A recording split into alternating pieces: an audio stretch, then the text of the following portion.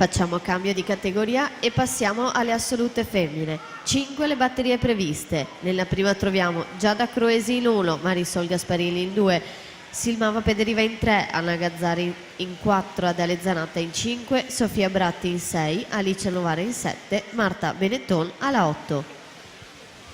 52,70, questo è il crono ottenuto da Svaldi nella batteria precedente, il secondo migliore come detto alle spalle di quello di Biasin. In acqua abbiamo Zammattio, Daniel ad occupare la quarta corsia, i colori del Gymnasium Pordenone a guidare il gruppo con Lorenzetto al suo fianco in corsia 5, Daniel Zammattio 52,68 su Nicola Lorenzetto 53.